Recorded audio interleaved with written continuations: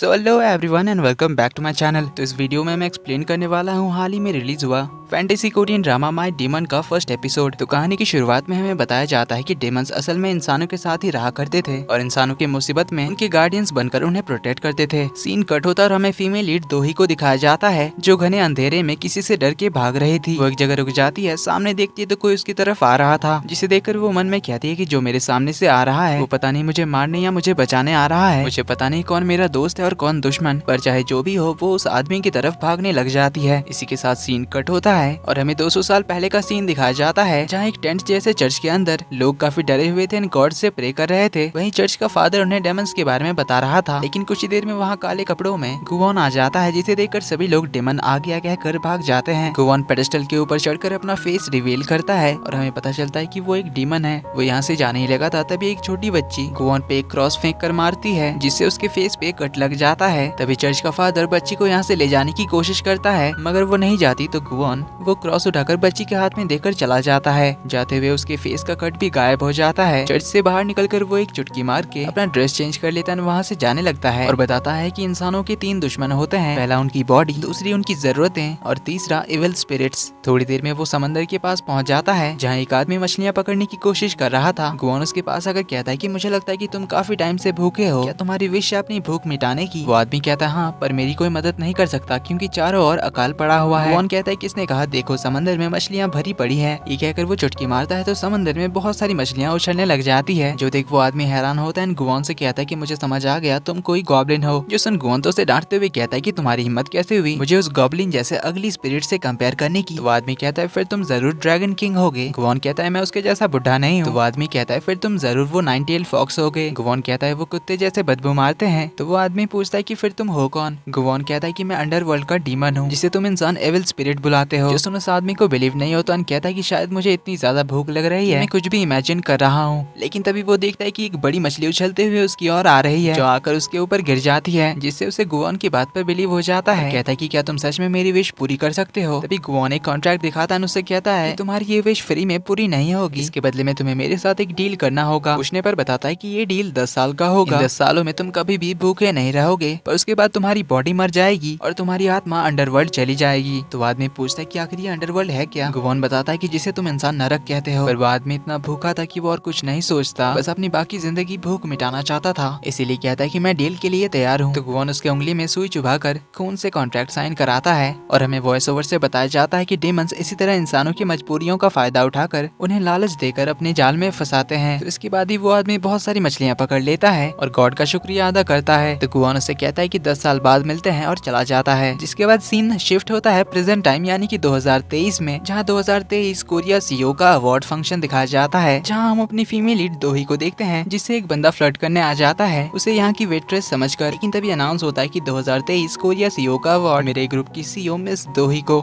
जो सुन उस बंदे का मुंह खुला का खुला रह जाता है। दोही अपना अवार्ड लेने के लिए स्टेज पर जाती है, जहाँ हमें पता चलता है कि मेरे ग्रुप कोरिया की one of the leading most F&B यानी कि फूड एंड बेवरेज कंपनी है। सीन कट होता है, अगले दिन हमें दोही को दिखाया जाता है जो न्यूज में उनके कंपनी का हाल ही में रिलीज किया हुआ चिलिंग जूस का आर्टिकल पढ़ रही थी, जिसमें जानबूझकर किसी ने उनके प्रोडक्ट के बारे में गलत इन्फॉर्मेशन दिया था, जिसके बारे में वो अपनी सेक्रेटरी मिस शिन को पता करने के लिए कहती है। फिर अचानक वो यहाँ से अपने दूसरे ऑफिस जाने की बात करती है, जिसमें मिस शिन कहती कि आप ऐसे हमेशा इसे अवॉइड नहीं कर सकती। तो ही कहती कि मेरे पास इन फालतू ब्लाइंड डेट्स के लिए टाइम नहीं है। मिस शिन कहती कि पर इससे मैडम जो बिल्कुल भी खुश नहीं होंगी। तभी दोही को मैडम जू का कॉल आ जाता है, जिसे वो ऑलमाइटी जू बुलाती है। तो उनके कुछ कहने से पहले ही दोही पूछते कि क्या आपने चेकअप करा लिया? मैडम जो पूछती क्या तुम्हें मिस शिन ने बता दिया कि आज तुम्हें कहाँ जाना है? तो एक इम्पोर्टेंट काम का बहाना देने लग जाती है। जो सुन मैडम जो कहती है कि ठीक है फिर मैं अभी अपना इलाज बंद कर देती हूँ, अगर तुम डेट पर नहीं जाओगी तो मुझे भी कोई चेकअप कराने का शौक नहीं है। जो सुन दोही मान जाती है, कहती है कि ठीक है मैं डेट पर जाऊंगी और आप भी अपना चेकअप करा लेना। जो सुनकर ही मैडम जो कॉल काट देती है और इधर दोही मिशन से पूछती कि आखिर मुझे कितनी देर तक उस डेट वाले बंदे को झेलना पड़ेगा। मिशन बताती है बस आधे घंटे तक। तो दोही चली जाती है उस ब्लाइंड डेट से मिलने के लिए। इधर हम गुवॉन को एक ऐसी जगह पर देखते हैं जहाँ पर बहुत सारी घड़ियां लगी हुई थी, जिसमें से एक घड़ी में 12 बजते ही गुवॉन अपने शिकार को ढूंढने के लिए चला जाता है, जो कि एक माफिया गैंग का बॉस होता है। वो एक सोना में आराम कर रहा था, बाहर उसके आदमी वेट कर रहे थे। तभी अचानक उसके सामने सब कुछ रुक जाता है और सामने से अपना गुवॉन एंट्री मारता है, जो उसका साइन किया हुआ कॉन्ट्रैक्ट दिखाकर बताता है कि तुम्हारा टाइम खत्म हो चुका है। पर वो माफिया बॉस गुवॉन की ओर सनडाइल फेंक कर भागने लगता है, लेकिन उसका कोई फायदा नहीं होता। तो वो गुवॉन के साथ बार्गेनिंग करने लग जाता है और उसे रिक्वेस्ट करता है कॉन्ट्रैक्ट एक्सटेंड करने के लिए। लेकिन गुवॉन कहता है कि तुमने डील किया था साथ तुम्हारी डील का टाइमिंग खत्म हो चुका है, इसीलिए अब तुम्हारी सोल की इस दुनिया से जाने का टाइम हो चुका है। तो हमें पता चलता है कि इस आदमी ने भी बेशुमार पैसों की लालच में गुवोन का कॉन्ट्रैक्ट साइन किया था और आज इसका कॉन्ट्रैक्ट खत्म हो चुका है। लेकिन वो तो गुवोन को काफी सारे ऑफर्स देने लग जाता है कि मेरी जगह मेरे सारे गुंडों की आत्माएं ले लो। लेकिन गुवोन तो मानने वालों में से नहीं था, इसीलिए माफिया बॉस तो गुवोन को मारने की कोशिश करता है, लेकिन इसका कोई फायदा नहीं होता। उल्टा उसी के हार्ट में पेन शुरू हो जाता है। तो गुवोन उसे गुड बाय कहता है, बताता है कि तुम्हारी मौत हार्ट अटैक से होगी। इतना कहते ही वो मर जाता है। तो गुवोन उसकी आंखें बंद करके वहाँ से निकल जाता है। अभी माफिया बॉस के गुंडे अंदर आ जाते हैं, जो बॉस की हालत देखकर हैरान होते हैं। उनमें से एक ने गुवोन को यहाँ से जाते हुए देख लिया था। सीन कट होता और हमें गुवोन का ऑफिस दिखाया जाता है, जहाँ से वो घड़ी गायब हो जाती है जिसमें 12 बज चुके थे, यानी कि वो घड़ियाँ इंसानों की लाइफ लाइन थी जिनके साथ गुवोन ने कॉन्ट्रैक्ट साइन किया है। देन अगले सीन में हमें दोही को दिखाया जाता है जो रेस्टोरेंट पहुंच गई थी, पर एक वेटर जाकर उसे बताता है कि एक कस्टमर ने पूरी जगह बुक कर ली है। तो दोही का आज बर्थडे था, इसीलिए उसे लगा कि मैडम जो ने मेरे बर्थडे के बारे में भी उसे बता दिया है। तो दोही उसे कहती है कि मैं तुम्हारे उसी मेल कस्टमर की गेस्ट हूँ। तो वेटर उसे ब्लाइंड डेट के टेबल पर ले जाता है।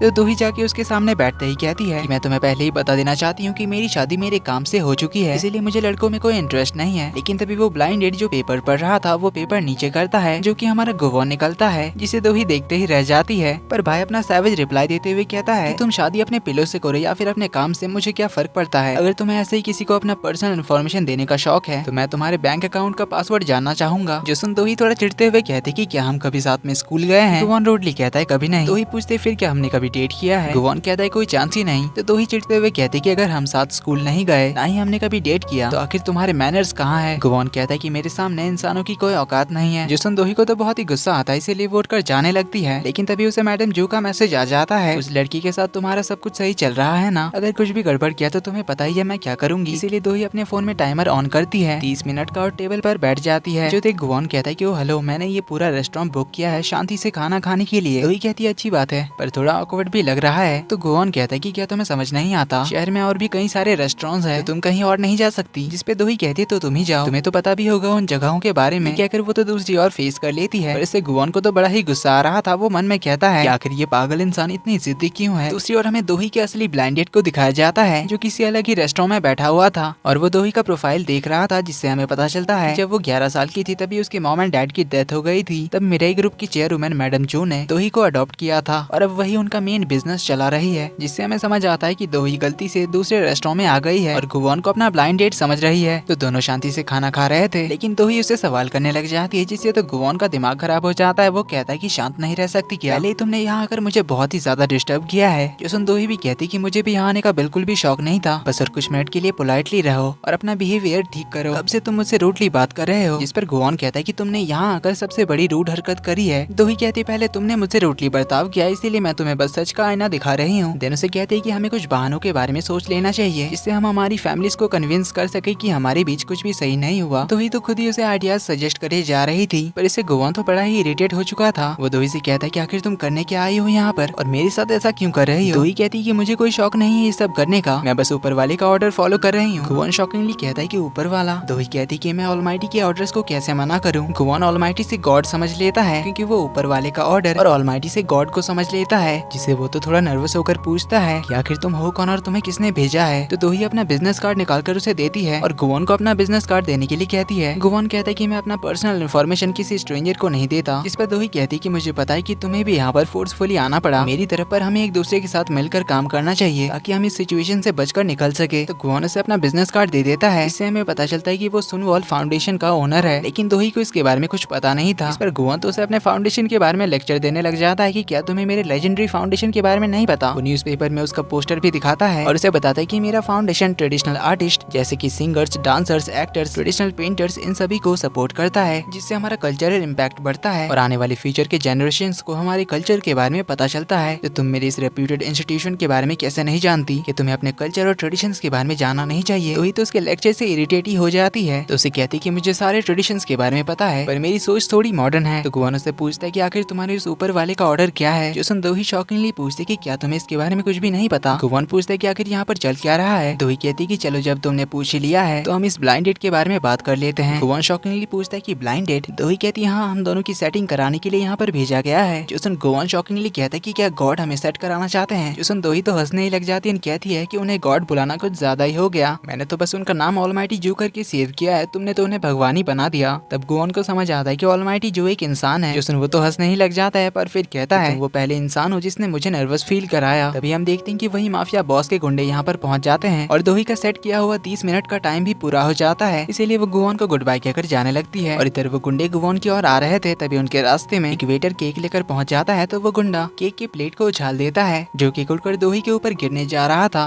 मगर तभी गुवोन आकर दोही को साइड कर लेता है और एक हाथ से केक को पकड़ लेता है। दोही तो गुवोन को देखने ही लग जाती है, दोनों की आंखें मिलती है और इसी के साथ पार्ट 1 का एंड यहीं पर होता है। तो ड्रामा आगे काफी इंटरेस्टिंग होने वाला है, जल्दी ही मिलते हैं अगले पार्ट में। वीडियो पसंद आई तो वीडियो को लाइक कर देना, चैनल पर पहली बार आए तो do subscribe and hit the bell icon. जल्दी ही मिलते हैं अगले पार्ट में, तब तक के लिए take care and bye bye.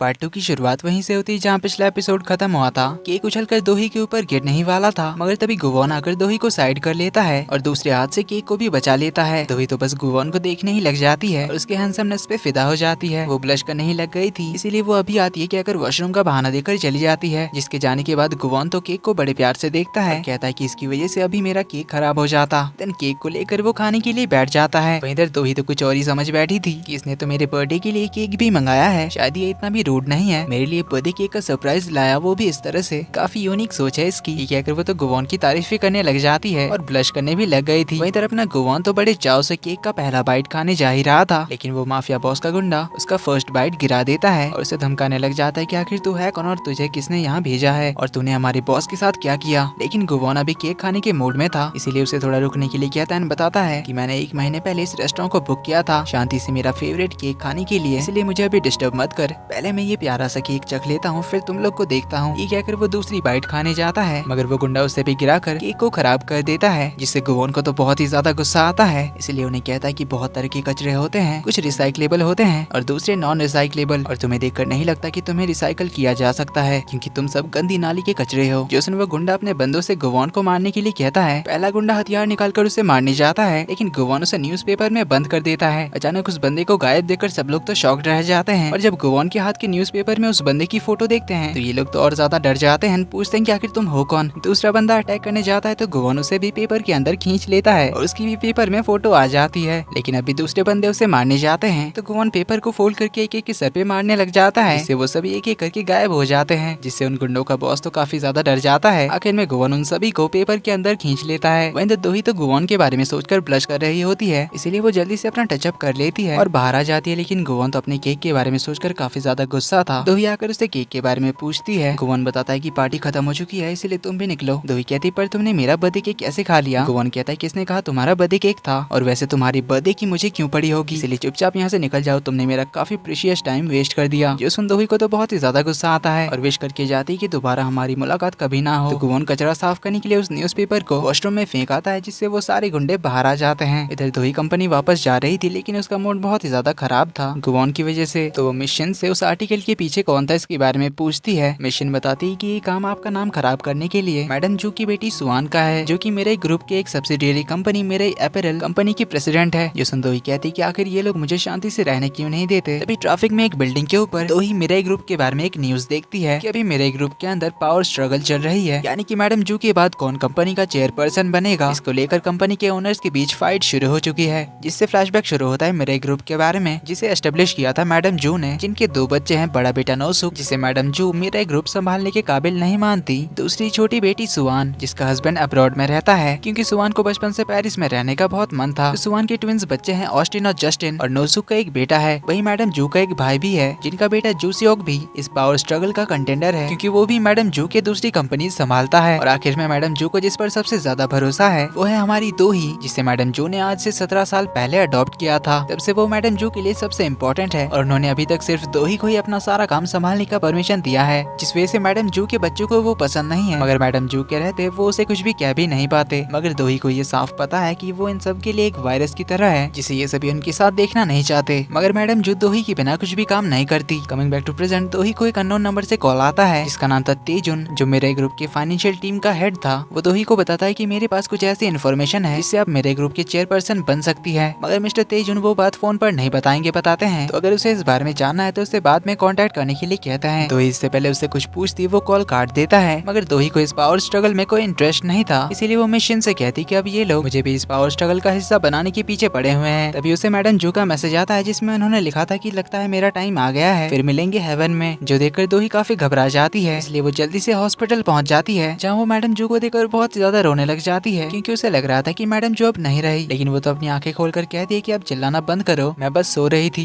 जो सुनकर दोही को चैन पड़ता है, लेकिन वो उनके इस मजाक से गुस्सा होकर जाने लगती है। मैडम जू उसे वापस बुलाती है। दोही तो उन पर गुस्सा करने लग जाती है। जो मैडम जू कहती है कि क्या तुम्हें लगता है कि मैं कभी नहीं मरूंगी, जिस पर दोही कहती कि गॉड झूठे लोगों को हेवन में नहीं आने देते। मैडम जू कहती कि इसीलिए तो मैं अच्छे काम करती हूँ, याद से हर हफ्ते काफी सारे पैसे डोनेट करती हूँ, जरूरतमंदों की हेल्प करती हूँ, इसलिए मेरे अच्छे काम देखकर भगवान मुझे एंट्री दे ही देंगे। तो दोही उन्हें मजाक बंद करने के लिए कहती है। तो मैडम जू कहती कि एक सरप्राइज है तुम्हारे लिए, जो कि उसका बर्थडे केक होता है। दोही कहती है आपको पता है ना कि मैं बर्थडे नहीं मनाती। इस पर वो कहती कि इसीलिए तो मैं ये केक लाई हूँ, ताकि तुम्हारे साथ इन अच्छे पलों को मैं याद रखूँ, क्योंकि मेरी मरने की तो उम्र हो ही चुकी है। वैसे मेरे मरने के बारे में सुनकर तुम्हें कैसा फील हुआ? तुमने हमारी सारी मेमोरीज को याद किया? दोही कहती है हाँ, किसी हॉरर मूवी से कम नहीं था। इस पर मैडम जो कहती है कि इसीलिए तो मैं कहती हूँ कि मेरी बात मानो, आखिर कब तक तुम ऐसे रिबेलियस बनकर रहोगी? तुम बचपन से ऐसे ही हो, घर से भागकर कॉलेज चली गई। दोही कहती क्योंकि आप पहले ही दिन इतनी लंबी कार लेकर मुझे पिक करने के लिए पहुंच गई थी। जिस पर वो कहती कि क्योंकि मैं नहीं चाहती थी कि दूसरे बच्चे तुम्हें किसी ऑर्फन चाइल्ड की तरह ट्रीट करे। जिस पर दोही कहती कि फिर आपने मेरे कॉलेज के बॉयफ्रेंड को पैसे देकर ब्रेकअप करने के लिए क्यों कहा? मैडम जो कहती कि क्योंकि मुझे उसकी वाइब पसंद नहीं थी और वो तुम्हारे लिए सूटेबल तो बिल्कुल भी नहीं था। देन दोही से ब्लाइंड डेट के बारे में पूछती है, जिस पर वो बताती है कि बहुत ही खराब गया। मैडम जो कहती कि लुक्स पर ध्यान मत दो, वो लड़का अच्छा है भले ही वो कैसा ही दिखता हो। दोही कहती कि सिर्फ शक्ल ही तो उसकी अच्छी है, बाकी वो बहुत ही बदतमीज और रूड किस्म का लड़का है। मैडम जो कहती कि क्या वो तुम्हें हैंडसम लगा? फिर वो उसका फोटो निकालकर उससे पूछती कि क्या ये रियल लाइफ में अच्छा दिखता है? दोही फोटो देकर पूछती कि आखिर ये है कौन? मैं तो गुवोन नाम के लड़के से मिली थी। ये कहकर उसका कार्ड दिखाती है। तो ये लोग मिशन को बुलाते हैं, जो पता करके बताती है कि उस मैच मेकिंग कंपनी से एक गलती हो गई थी। उन्होंने उसी रेस्टोरेंट के दूसरे ब्रांच का एड्रेस दे दिया था, इसीलिए जिस लड़के से आप मिली वो कोई दूसरा ही था। दोही को भी रियलाइज होता है कि इसीलिए वो इतना ज्यादा चिढ़ रहा था। इधर हम गुवोन को देखते हैं, जो उसके इंस्टीट्यूशन के एक ऑडिटोरियम में आता है, जहाँ गायोंग नाम की लड़की एक ट्रेडिशनल डांस प्रैक्टिस कर रही थी। वही सीट पर उसका असिस्टेंट बैठा हुआ था, जिसका नाम था पार्क, और ये वही 200 साल पहले जोसन एरा का वो भूखा आदमी था, जिससे गुवोन ने कॉन्ट्रैक्ट साइन कराया था 10 साल का। जिस कॉन्ट्रैक्ट को गुवोन ने काफी ज्यादा एक्सटेंड कर दिया है, इसीलिए वो अभी भी जिंदा है। इधर मैडम जो मिशन से कहकर गुवोन को कॉल लगवाती है, और इनके मिसअंडरस्टैंडिंग की वजह से दोही ने जो उसका टाइम वेस्ट किया उसका कॉम्पेंसेट करने की बात करते हैं, लेकिन गुवोन तो रूडली मना कर देता है। जोसन दोही कहती है कि देख लिया ना, ये कितना ज्यादा रूड था। और मैडम जो कहती कि जो हुआ जाने दो इसे, लेकिन तुम जल्दी से अपना पार्टनर ढूंढ लो और शादी कर लो, क्योंकि मैं मरने से पहले तुम्हारी शादी देखना चाहती हूँ, जिसकी तैयारी मैंने कर रखी है। ये कहकर वो अंगूठी का बॉक्स निकालती है, जिसमें 2 अंगूठी थी। दोनों को ही वो दोही की उंगली में पहना देती है और कहती कि अपना सुटेबल पार्टनर मिलते ही बिना देर के ये अंगूठी पहना देना, तब तक इसे पहने रखना। देन उसका बर्थडे केक निकाल कर कहती है कि 20 साल से ज्यादा हो चुके हैं तुम्हारे पेरेंट्स के डेथ को, उसे भूलकर अपना बर्थडे सेलिब्रेट करो। जिससे हमें समझ आता है कि उसके बर्थडे के दिन ही उसके मॉम एंड डैड की डेथ हुई थी, इसीलिए दोही अपना बर्थडे नहीं मनाती। लेकिन मैडम जो के लिए दोही हैप्पीली बर्थडे मनाती है और उनके अच्छे हेल्थ की विश करती है। मैडम जो फिर से उसके लिए लड़का ढूंढने के लिए लग जाती है, जो देखकर दोही वहाँ से काम का बहाना देकर भाग जाती है। इधर दोही के कॉल आने की वजह से गुवोन को अपने केक की याद आ जाती है, इसीलिए वो चिढ़कर जाने लग जाता है। तभी पार्क आकर उससे पूछने लग जाता है कि आप इतने चिढ़े हुए क्यों लग रहे हैं? गुवोन कहता है कि क्योंकि मुझे अपना फेवरेट केक खाने को नहीं मिला इसीलिए। पार्क पूछता है कि फिर आप इतने टाइम कहाँ बिजी थे? गुवोन कहता है कि एक ब्लाइंड डेट। उसने ये कहा था कि स्टेज में डांस कर रही गायोंग चिल्लाकर कहती कि डेट? आखिर तुम किसे डेट कर रहे हो? क्या वो लड़की मुझसे ज्यादा खूबसूरत है? कहीं तुमने उसके साथ नाइट स्पेंड तो नहीं किया? गुवोन तो उसकी बातें सुनकर शॉक्ड रह जाता है, कहता है कि इसे इतनी दूर से कैसे सुना दिया। गुवोन तो काम का बहाना देकर पार्क को लेकर यहाँ से भाग जाता है। इधर मिस्टर तेजिन जो दोही को इन्फॉर्मेशन देने वाला था, उसे एक आदमी मार देता है। इधर गुवोन अपने पावर से अपना सारा ऑफिशियल काम कर रहा था, तभी यहाँ पे गायोंग चिल्लाते हुए पहुंच जाती है कि आखिर वो लड़की है कौन जिसके साथ तुम डेट पर गए थे? पार्क आकर उसे समझाता है कि ऐसी कोई बात नहीं थी, बस थोड़ी सी मिसअंडरस्टैंडिंग थी। तो हमें पता चलता है कि पार्क और गायोंग दोनों ही पिछले जन्म से गुवोन के साथ हैं और गायोंग को गुवोन पे क्रश भी होता है, लेकिन गुवोन को वो दोनों ज्यादातर इरिटेट ही करते थे, इसीलिए वो उन्हें कहता है कि तुम दोनों को मैंने बेकार ही जिंदा रखा है। पार्क कहता है हाँ हाँ पता है, आप अकेले नहीं रहना चाहते इसीलिए तो आपने हम दोनों को जिंदा रखा है। पर गुवोन थोड़ा अकड़ दिखाते हुए कहता है कि मैं एक इमॉर्टल डेमन हूँ, मैं इतने सालों से अकेला अकेला रहा हूँ, मुझे क्यों तुम दोनों की जरूरत पड़ेगी? तुम्हें क्या पता, इमॉर्टल होने का अलग ही मजा है जिसे तुम इंसान कभी नहीं समझ सकते। ये कहकर वो उन्हें काम पे लगने के लिए कहता है। दूसरी ओर हम दोही को देखते हैं जो एक बीच पर आती है जहाँ वो अपने मॉम डैड के साथ आया करती थी। तो यहाँ पर वो अपने मॉम एंड डैड को याद करती है और यहाँ पर उनके साथ बिताए हुए पलों को याद कर रही होती है। रात हो जाती है, हम गुओन को देखते हैं क्लॉक टावर के ऊपर, जिसे आज कुछ अजीब लग रहा था। दूसरी ओर हम दोही को देखते हैं जो रात के 12 बजे तक बीच पर ही होती है। 12 बजने के बाद वो कहती है कि आखिरकार मेरा श्रापित बर्थडे खत्म हुआ। तभी एक कैब का ड्राइवर आता है और कहता है कि आपकी गाड़ी आ चुकी है। इसमें दोही बैठ जाती है। थोड़ी दूर जाने के बाद उसके फोन पे नोटिफिकेशन को चेक करती है। इसमें वो देखती है कि उसने जो कैब बुक किया था उसकी लोकेशन अभी भी 17 मिनट दूर दिखा रही है। अभी वो ड्राइवर को देखती है जिसके गले पर खून के निशान थे। तो उससे पूछते कि आखिर तुम हो कौन? तो हम देखते हैं कि ये वही किलर था जिसने मिस्टर तेजिन को मारा था।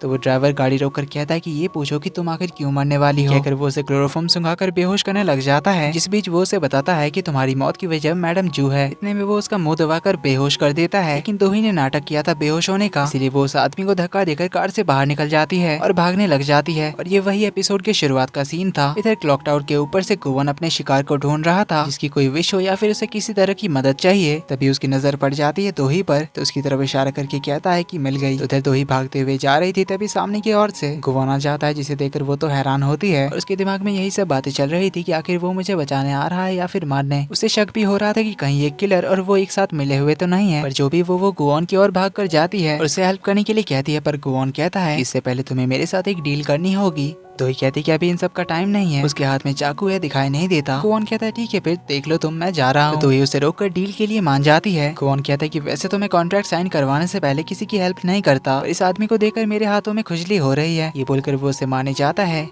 मौका देकर दोही यहाँ से कार के पास भाग जाती है। वो कार स्टार्ट करने जा रही थी कि तभी गुवन उस किलर को कार के ऊपर फेंक देता है, जिससे दोही तो काफी घबरा जाती है। तभी गुवन उसकी ओर आ रहा था और उसकी आंखें लाल हो चुकी थी। जो देख दोही तो घबराकर कार से निकल जाती है और ब्रिज के उस पार छुप जाती है। तो गुवन उसके पास आता है, उसकी ओर हाथ बढ़ाकर कहता है कि तुम्हें हमारी डील तो याद है ना। दोही जैसे ही उसका हाथ होल्ड करती है, गुवन के हाथ में जो होली क्रॉस का निशान था वो ग्लो करने लग जाता है। दोनों एक दूसरे को देख ही रहे होते हैं कि इतने में वो किलर कार को बहुत ही तेजी से भगाकर उनकी ओर आने लगता है, जिसे देख दोही तो डर जाती है। पर गुवन चुटकी मारता है उसे देखकर, लेकिन उसकी पावर काम नहीं करती। दोही का हाथ तो डर के मारे छूट जाता है और वह नीचे गिरने लग जाती है। तो गुवन उसके साथ ही कूद जाता है, लेकिन पानी के अंदर गुवन बेहोश हो जाता है। वो तो नीचे डूबते हुए जा रहा था। दोही तो ऊपर उठने लग जाती है, पर गुवन को डूबता हुआ देखकर वो उसे बचाने के लिए नीचे आती है। पर वो उसे ऊपर नहीं खींच पा रही थी, लेकिन जैसे ही वो उसका हाथ होल्ड करती है उसे खींचकर ऊपर उठाने के लिए, तभी गुवन के हाथ का होली क्रॉस दोही के हाथ में ट्रांसफर हो जाता है। इसके बाद वो भी बेहोश हो जाती है। सीन कट होता है। जैसे ही दोही को होश आता है तो वो समंदर के किनारे पे थी।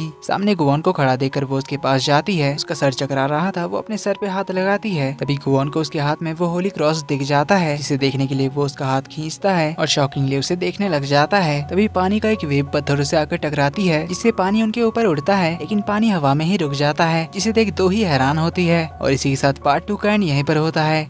ड्रामा आगे काफी इंटरेस्टिंग होने वाला है। जल्दी ही मिलते हैं अगले पार्ट में। वीडियो पसंद आई तो वीडियो को लाइक कर देना। चैनल पर पहली बार आए तो do subscribe and hit the bell icon. जल्दी ही मिलते हैं अगले पार्ट में। तब तक के लिए take care and bye bye.